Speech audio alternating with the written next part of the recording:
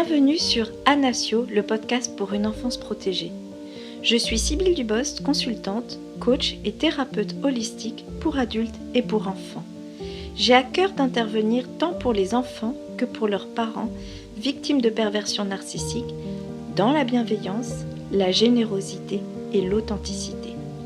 Ma spécificité, c'est d'avoir une approche pluridisciplinaire, c'est-à-dire que je travaille en collaboration avec des professionnels spécialisés sur le sujet de la perversion narcissique. Aujourd'hui, je vous invite à découvrir l'interview de maître Laurent Huncker, spécialiste sur le sujet du harcèlement moral et des violences psychologiques. Dans ce podcast, nous couvrirons 3 points. Tout d'abord, nous reviendrons sur le sujet du pervers narcissique ou encore manipulateur pervers. Ensuite, nous aborderons la notion de harcèlement économique. Enfin, pour une enfance protégée, c'est l'enfant au cœur du sujet. Quelles sont les solutions en ce qui les concerne ? Je vous souhaite une bonne écoute.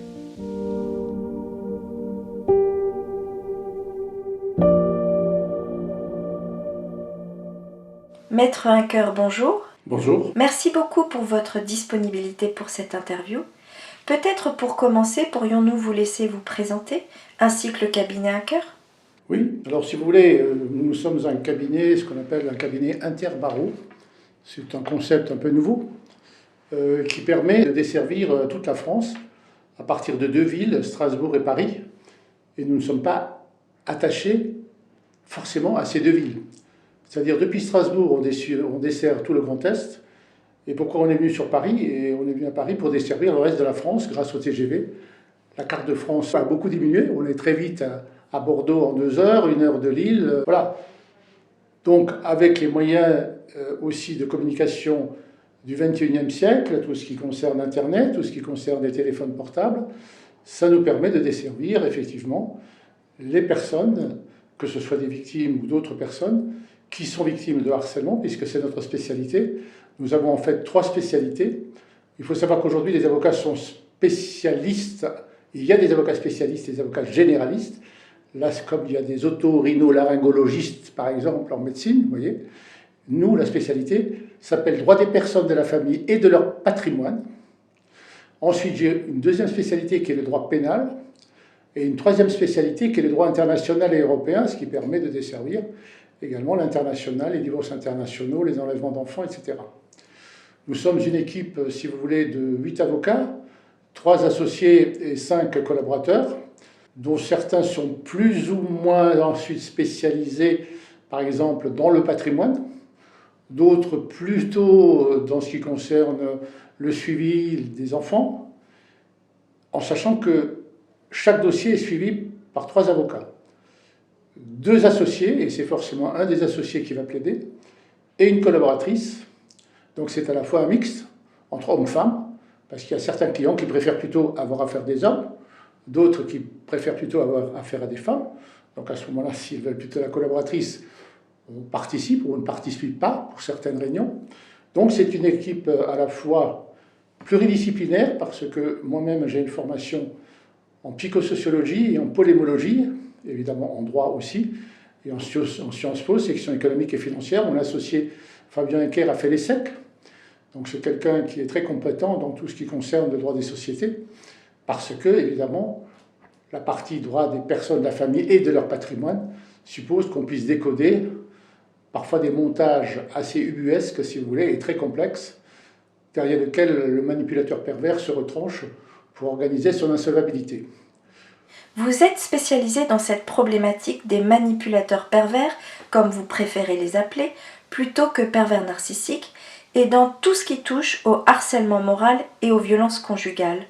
Pourriez-vous, dans un premier temps, déjà, nous parler des manipulateurs pervers ? Alors, pour décoder le manipulateur pervers, ce que nous on appelle le manipulateur pervers destructeur, parce que son objectif c'est la destruction, c'est des personnalités complexes, qui sont, d'après certains psychiatres, des psychotiques non décompensés. C'est-à-dire bien à l'extérieur, sous tout rapport, très séduisants, et qui parfois, dans le huis clos familial, sont de vrais monstres. Et ces personnalités, on a du mal à les décoder au départ, parce qu'ils sont dans la séduction. Ils sont dans la séduction, ils sont dans le mensonge, ils sont dans la manipulation, et ils vont trouver une victime, en général, qui elle-même est fragilisée psychologiquement après un décès, après une rupture, après une maladie. Et ils vont la choper exactement comme un Lego, exactement, ils vont lui dire ce que la victime a envie d'entendre. Et à partir de là, se met en place le phénomène d'emprise. À partir de là, le manipulateur pervers va progressivement l'amener vers ce qu'il espère, c'est-à-dire en faire sa victime, puisqu'il jouit de la souffrance qui peut imposer à une victime. Et donc, très souvent, ils se marient, ils ont des enfants, et là à ce moment-là, là, si vous voulez, ça devient très complexe, parce qu'il y a un enfant, et la mère va vouloir protéger l'enfant.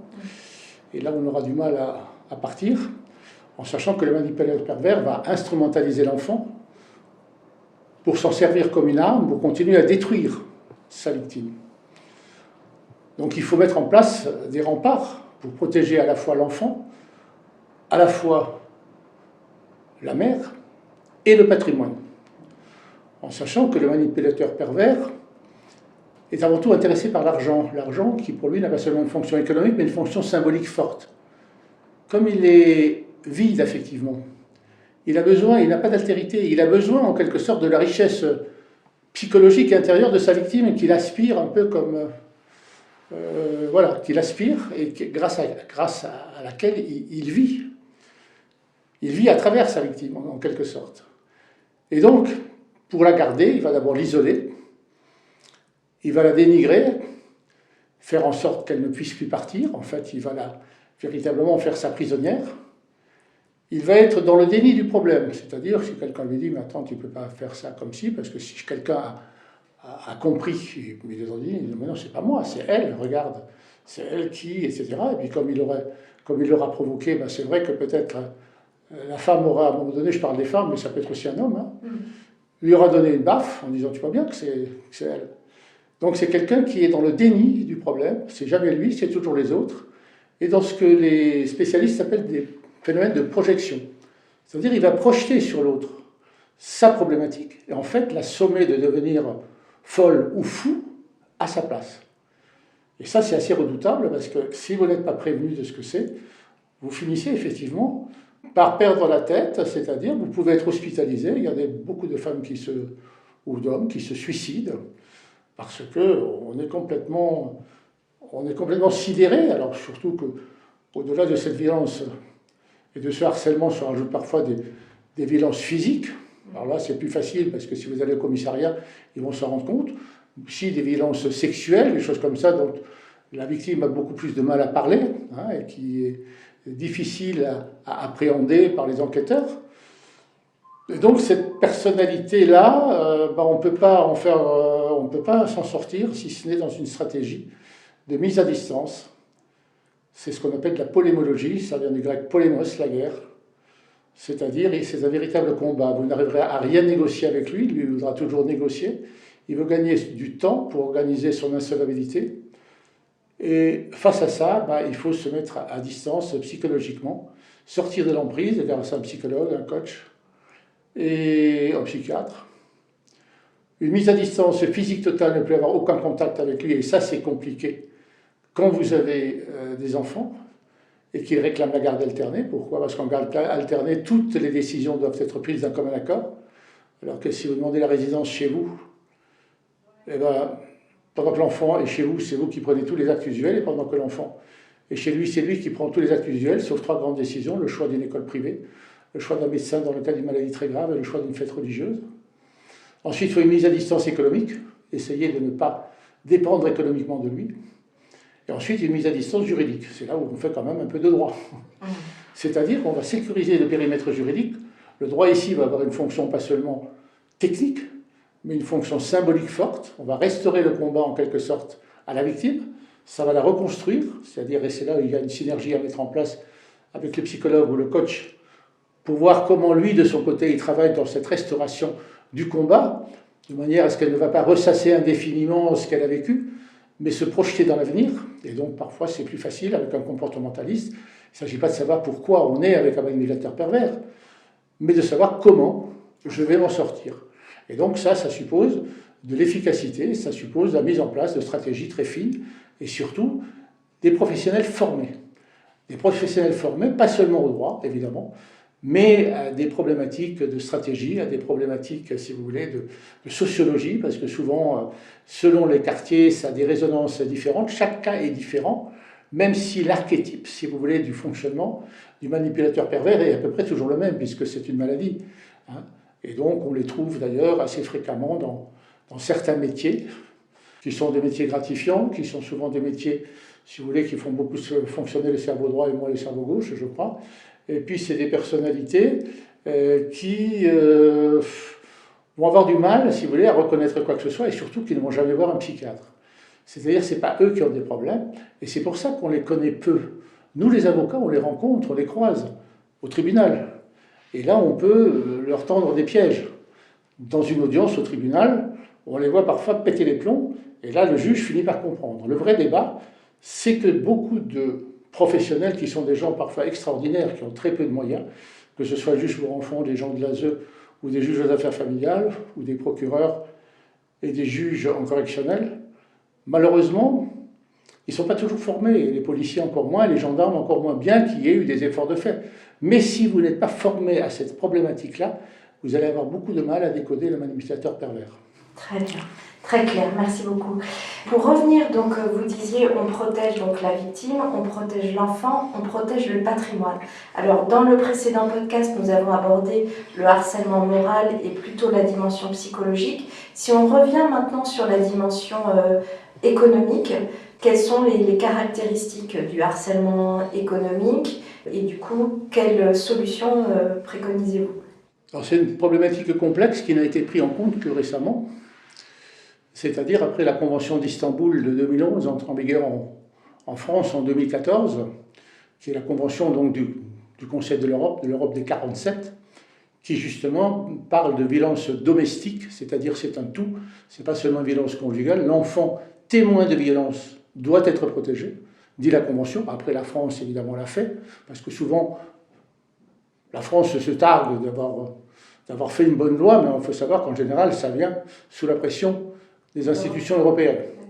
À partir de là, en ce qui concerne la violence économique, ça aussi, c'est dans la Convention d'Istanbul. Et on a beaucoup de mal, aujourd'hui, les professionnels en France, à comprendre ce que c'est que ce harcèlement économique. Alors, il fonctionne à deux niveaux. Premièrement, le premier niveau, c'est, pendant la vie du couple, une espèce d'escroquerie, alors pas au sens juridique du terme, c'est-à-dire le choix du contrat de mariage, quand les gens sont mariés, souvent ils ne se marient pas d'ailleurs parce qu'ils ne veulent pas payer de prestations compensatoires. Et pendant la vie du couple, s'ils sont mariés, il va prendre plutôt une séparation de biens. Pourquoi ? Parce qu'il va faire payer les frais du ménage par la victime, et pendant que lui ou elle va s'acheter des immeubles qui vont devenir des biens propres, au lieu d'acheter un bien en indivision quand ils sont simplement des concubins, ou un bien dans la communauté s'ils s'étaient mariés sous le régime de la communauté de biens réduite aux acquis. Donc déjà, ça c'est le premier niveau, c'est pendant la durée de la procédure. Donc là, il faut être excessivement vigilant, en sachant que c'est très compliqué quand on est dans un couple avec des enfants et que la mère a plusieurs enfants. Elle ne va pas tellement s'occuper des enjeux financiers, monsieur va dire, mais je m'en occupe, t'en fais pas, etc. Et le jour de la séparation, lui, il aura bien tout préparé. Elle se rend compte que l'argent, que même elle avait gagné, qu'elle avait mis sur le compte commun, lui, il ne l'avait pas mis sur le compte commun, il s'est acheté des maisons avec, etc. Donc elle va se sentir complètement flouée.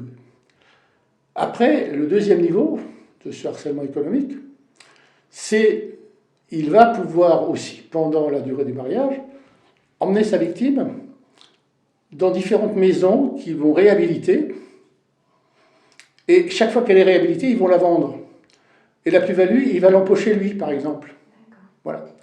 Ça, c'est assez fréquent. Donc, moi, j'ai eu plusieurs exemples de ce type-là. Et puis toujours, alors, après, une fois que la séparation commence, on va découvrir que les comptes sont vidés.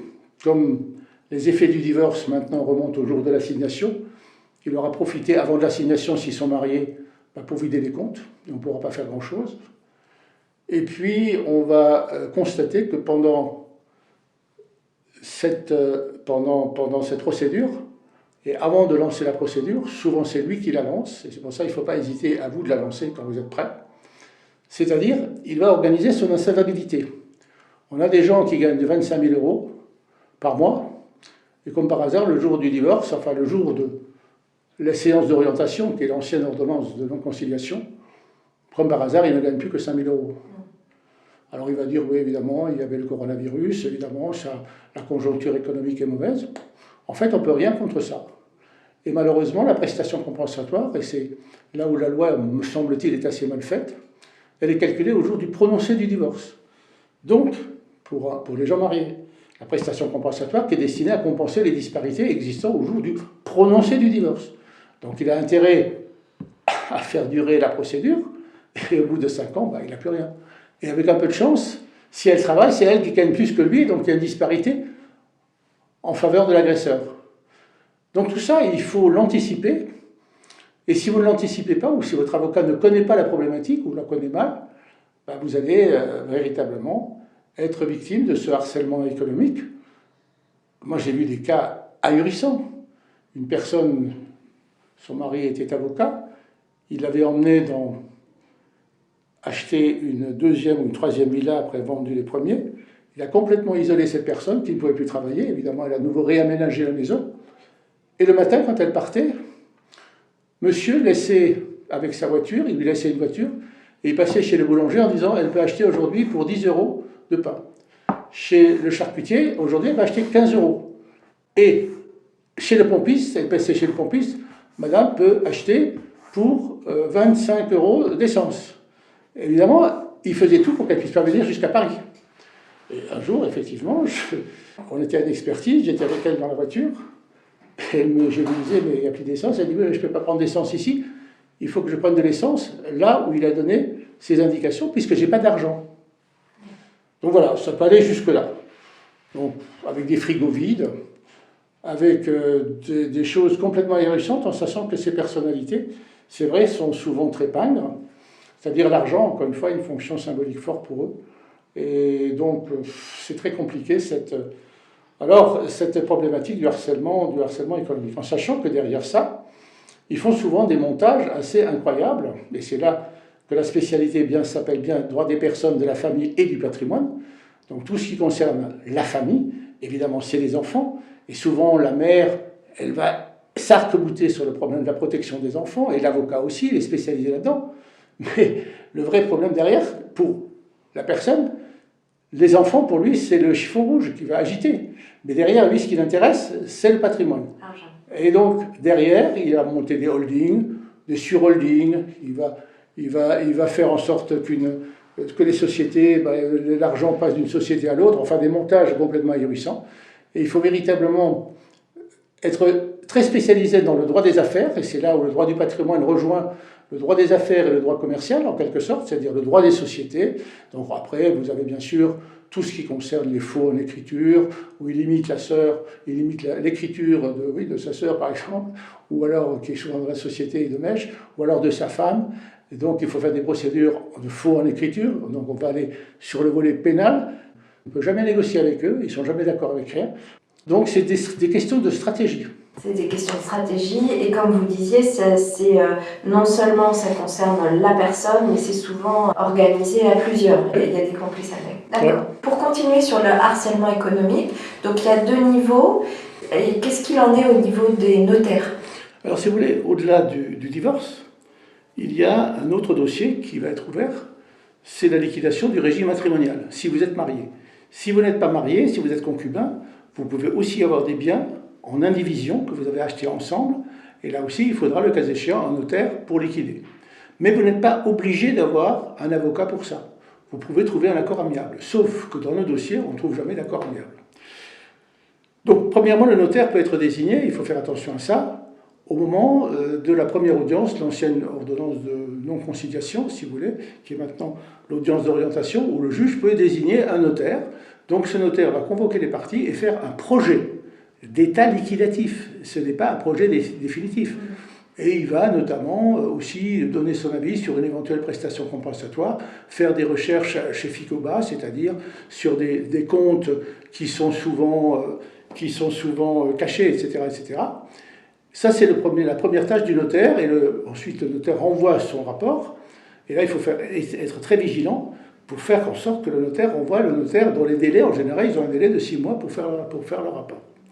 Après, vous avez le divorce lui-même, ou la séparation des concubins. À ce moment-là, vous pouvez avoir un notaire que vous choisissez, sans avocat, si vous trouvez un accord, ou alors, si vous ne trouvez pas d'accord, mais il faut prouver que vous avez essayé de trouver un accord avec la partie adverse, à ce moment-là, vous pouvez saisir le tribunal pour faire désigner un autre notaire, toujours un notaire désigné, et j'insiste là-dessus, ce n'est pas la peine de prendre des notaires à l'amiable, parce qu'ils ne peuvent rien faire si ce n'est de trouver des accords. Or, comme en face, il n'y a jamais d'accord possible, en face, c'est une bonne occasion pour lui de faire traîner le divorce. Donc, il faut faire désigner le notaire, et à la deuxième réunion, si on n'a pas trouvé d'accord, faire ce qu'on appelle un PV de difficulté et renvoyer le dossier au tribunal. Et là, on plaide tous les points de désaccord, et là, c'est le juge qui tranche. Si vous attendez pendant 1 an ou 2 ans, et souvent c'est ce que les notaires font en disant bon, on va bien trouver, ils vont bien finir par s'entendre, ben, parfois 5 ans plus tard, vous y êtes encore. Donc là aussi, il y a une véritable stratégie d'enlisement du dossier de la part du manipulateur ou de la manipulatrice perverse. Et donc là, il faut être excessivement vigilant et, encore une fois, aller au combat. Très bien. Et du coup, pour s'en sortir?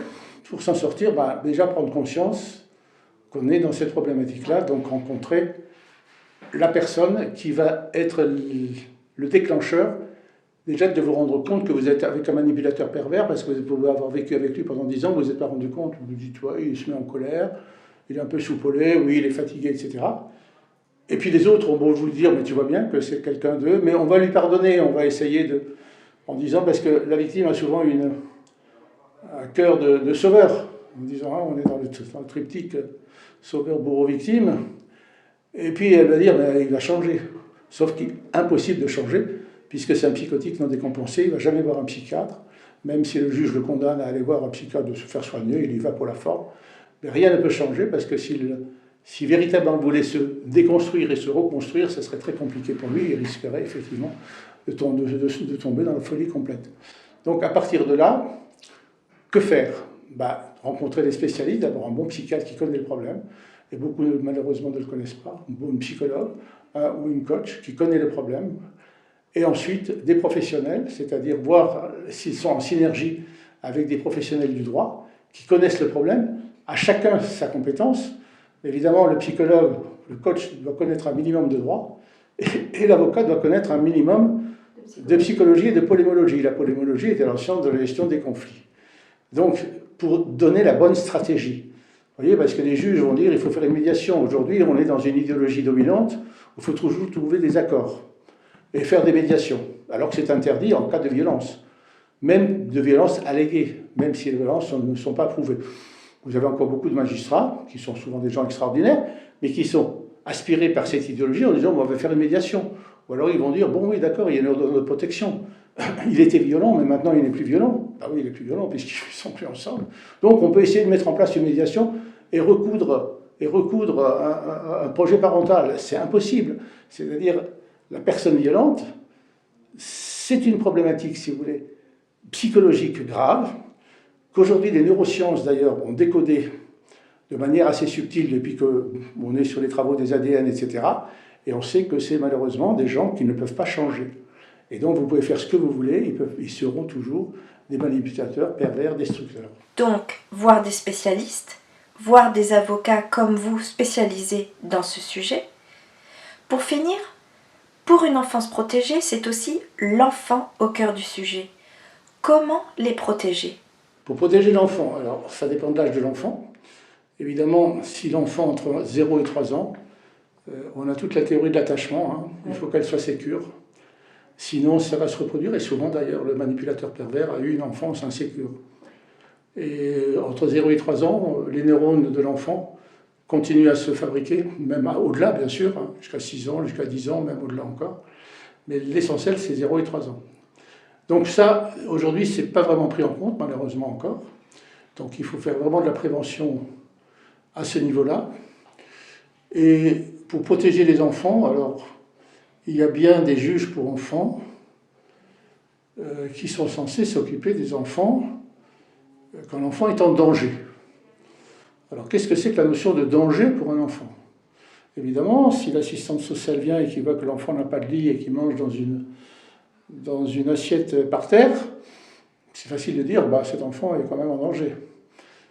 Quand l'enfant est sous l'emprise et aliéné contre un des parents, c'est beaucoup plus subtil et beaucoup plus complexe et ça suppose des gens formés. Alors, nous avons des gens extraordinaires comme juges pour enfants et aussi dans l'aide sociale à l'enfance, mais vous voyez bien aujourd'hui, l'aide sociale à l'enfance est sur la sellette. Pourquoi? Parce qu'il n'y a pas assez de moyens, mais surtout pas assez de formation. Il n'y a pas assez de formation de ces travailleurs sociaux, que ce soit des éducateurs spécialisés. Alors certains disent aussi que c'est une pompe aspirante, qu'ils ont besoin de temps et temps d'enfants placés, etc., etc. Donc il y a tout un débat là-dessus actuellement en France. Comment réformer cette aide sociale à l'enfance pour que les enfants soient mieux protégés? Alors est-ce qu'il faut aller systématiquement alerter l'aide sociale à l'enfance? Ça aussi c'est des questions de stratégie. Est-ce qu'il faut faire systématiquement du pénal? Ça aussi c'est des questions de stratégie. Ou se contenter d'aller chez le juge des affaires familiales? Vous voyez? Et donc ça, il faut des avocats qui véritablement connaissent la problématique. Et ensuite, quand vous êtes interviewé, il faut que vous soyez préparé de ce que vous allez dire ou pas dire, parce que vous êtes face à un système. Et face à ce système veut entendre certaines choses, et si vous ne dites pas ces choses-là, vous êtes un mauvais objet, et ça va se retourner contre vous. Donc, il ne faut pas forcément faire trop de choses, il ne faut pas forcément faire du pénal, il ne faut pas forcément saisir l'ASE et le juge pour enfants. Il faut saisir le juge des affaires familiales qui, lui, en fonction des 6 critères sur la résidence de l'enfant, c'est-à-dire les usages mis en place par les parties, le désir exprimé par l'enfant quand il est en âge de discernement, donc au-delà de 7 ans, la manière dont chacun des parents respecte le droit de l'autre, le résultat des enquêtes médico-psychologiques, le résultat des enquêtes sociales et, ce qui était rajouté par la loi du 9 juillet 2010, les violences ou pressions exercées par un conjoint sur l'autre, malheureusement ce n'est pas encore écrit, en présence de l'enfant témoin, c'est-à-dire, c'est ce qui est mis dans la Convention d'Istanbul. Donc c'est sur ces 6 éléments que le juge des affaires familiales statué. Il ne s'agit pas de raconter votre vie, il s'agit de faire du droit aussi. Parfait, merci pour ces éléments. Est-ce que vous souhaiteriez donner un mot de la fin? Le mot de la fin, c'est une problématique complexe. Moi, ça fait 20 ans que je m'intéresse à cette question-là. Et plus j'avance, plus je me rends compte de la complexité du problème et de la nécessaire formation pluridisciplinaire. C'est-à-dire, un technicien du droit ne peut pas régler seul à lui le problème. Donc il faut avec lui des psychologues, ou alors moi j'ai la chance d'avoir une formation en sciences humaines et en économie, donc j'ai une équipe qui est formée comme cela. Donc ça nous permet d'avancer, et effectivement, je pense qu'aujourd'hui en France, le vrai problème, c'est aussi les universités qui fonctionnent par silos, c'est-à-dire dans les facs de droit, on fait des techniciens du droit, mais ce n'est pas eux qui vont régler les problèmes des violences conjugales. Dans les facs de sciences humaines, on va faire de la sociologie, on va faire de la psychologie, mais on ne va pas faire de droit. Et il faudrait à un moment donné des lieux où tout ça converge, de manière à ce qu'on ait une approche pluridisciplinaire et transversale du problème. Ce n'est qu'à ce prix-là qu'on pourra régler le problème, c'est-à-dire les violences en général, que ce soit les féminicides dont on parle tant, les violences routières qui fait quand même 3000 morts par an, plus des dizaines de milliers de blessés graves, les violences dans les stades, les violences à l'école. Toutes ces violences-là, si vous voulez, trouvent leur origine dans la violence la plus ténue, c'est-à-dire la violence psychologique et le harcèlement moral, dans la vie privée. Et donc, tant qu'on n'aura pas réglé ce problème-là, et tant qu'on n'aura pas travaillé sur cette question-là, on a beau travailler sur les problèmes de sécurité routière, en disant vous allez faire un stage, la personne qui est au bord de son volant et qui roule à 200 à l'heure, c'est en général, ou la personne qui va torturer son animal, ce sont en général des manipulateurs pervers par ailleurs. Et donc il faut savoir qu'en décodant parfois le fait qu'un animal est maltraité, on peut, et il y a aujourd'hui toute une école là-dessus, autour de Mme Brissot par exemple, qui dit, et les Canadiens ont beaucoup travaillé là-dessus, décodons déjà les autres faits et on verra s'ils sont violents dans le couple aussi.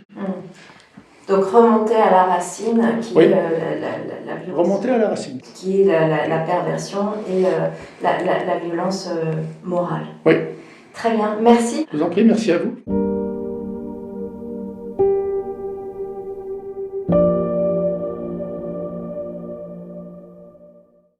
Merci à Maître Laurent Hacker. Si vous souhaitez aller plus loin sur le sujet, vous pouvez découvrir son livre « Le harcèlement moral dans la vie privée, connaître la loi pour mieux l'appliquer » aux éditions L'Harmattan. Vous pouvez également retrouver Maître Hacker et son équipe, spécialistes sur le sujet du harcèlement moral et des violences psychologiques, dans leur cabinet à Paris et à Strasbourg et sur le site www.hacker-associé.com. Merci à toutes les personnes qui nous écoutent. N'hésitez pas à vous abonner, à liker et à partager si vous aussi vous souhaitez œuvrer pour une enfance protégée. Vous pouvez suivre l'actualité du podcast Anasio pour une enfance protégée sur les réseaux sociaux, sur la page YouTube et sur le site anasio.fr. Je vous dis à bientôt.